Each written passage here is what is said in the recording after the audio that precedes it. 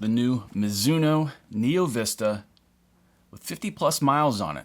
I've been running in this shoe for a couple weeks now, really putting miles between that and the Wave Rebellion Flash 2.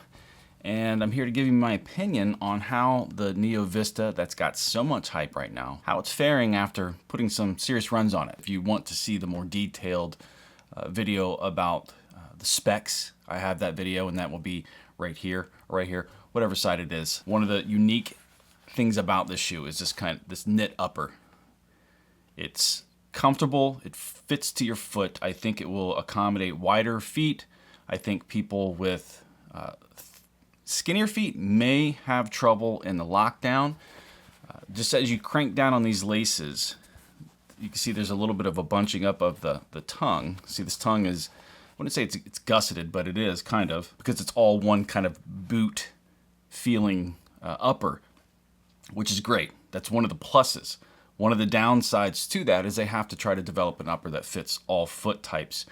I've had issues with, and it's not really issues, it's kind of an annoyance that I have to kind of put the shoe on and pull to the side and pull kind of the slack out of the tongue to kind of crank down on the shoe, because it does have a little bit of a roomier feel in the toe area when you're running.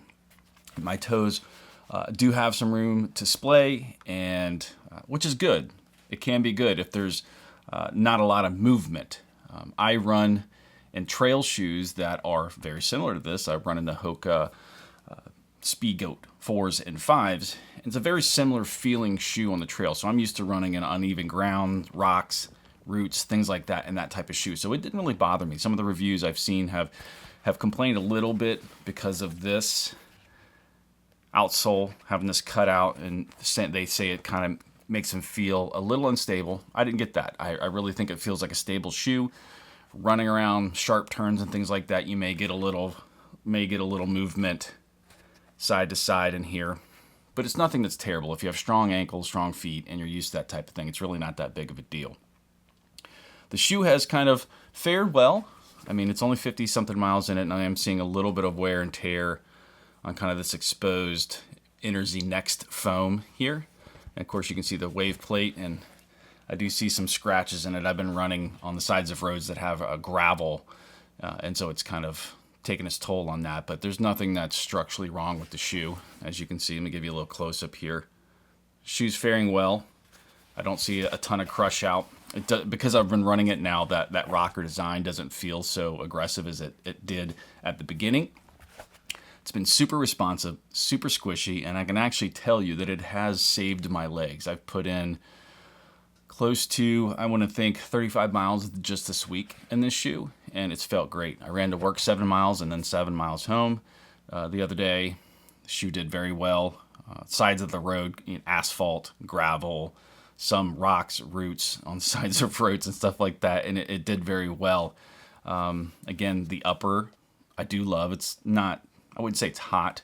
It's getting warmer now, but the upper I haven't seen any issues with. It's very breathable. I think it'd be okay in the winters too, to keep your feet warm. The camber of the roads. Now, roads around my house are pretty flat, sidewalks, and it's not an issue. And I just want to bring this up because I want people to be aware.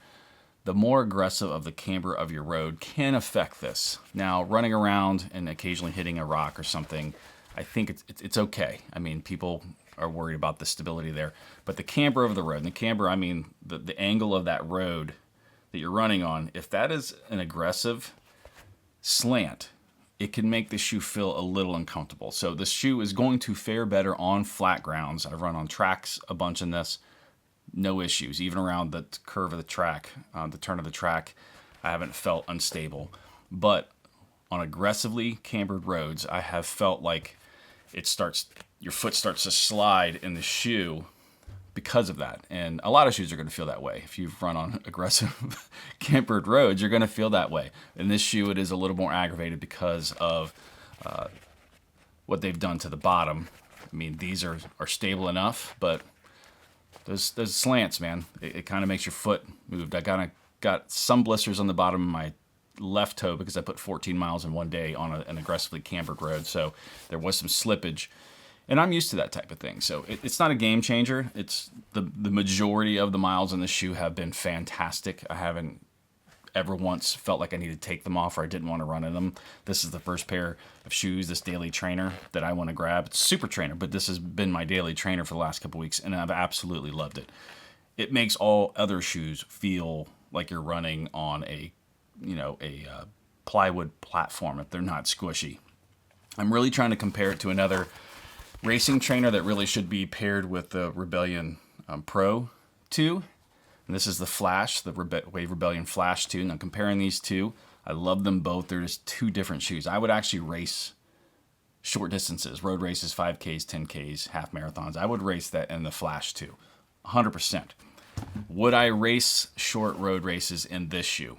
Probably not. It needs to be a little bit more snappy, but I don't think that's the purpose of the shoe. It does have great responsiveness in the shoe. It's squishy. It feels great in the foot. It saves your knees.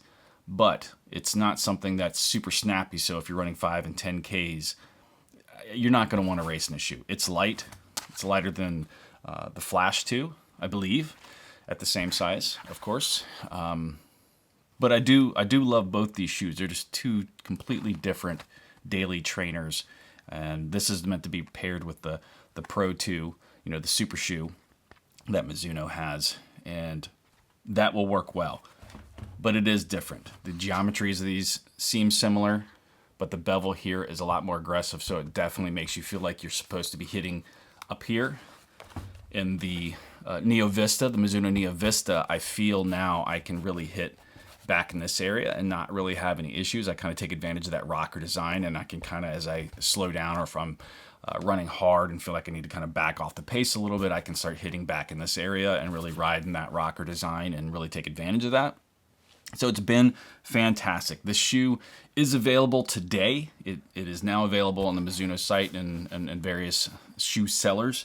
It's $180, which I think is super competitive with all of the super trainers out there.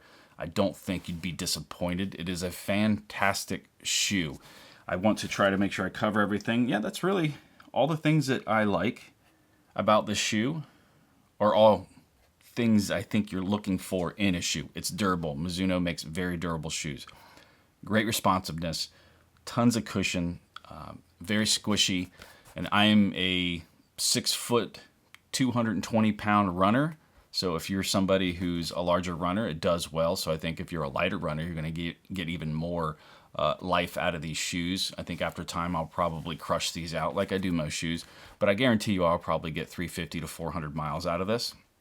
I'm hoping more, just hoping this Mizuno Energy NXT foam holds up for the life of this, because this is actually a shoe that once I'm done training in this shoe and it has no more life, I would definitely want another one. I like this shoe that much. I just hope in the future maybe they can adjust this tongue. And this is not a big deal. It's not a huge deal. It's not a showstopper. I didn't get any rub on the top of my foot, but getting that tongue in a much easier way to kind of take the slack out. But I just don't know how you would fix that in this type of design. But it's a great shoe. I think you'll like it. It's available today on Mizuno sites and Fleet Feet and all of the other sites. I'm going to continue to run in the shoe, and I'll give you a further review at like 100 miles. But after 50 something miles, the shoe is holding up quite well, and I'm loving it. I think my legs are in better shape after these long runs than they probably would be, and something that doesn't have as much cushion and is something that doesn't have as much squish. So get out there. It's available today if you want to go get it and try it out. It's definitely, I think, going to be something you'll like, especially if you like something like the higher stack rocker design Hokas. I think you'll definitely going to like something like the Mizuno Neo Vista. If you want to see the original review that I did when I first got the shoe, my initial response and all the specs, you can go ahead and click over here, or it's going to show up right after the end of this video. Thanks for watching. I'll see you next time.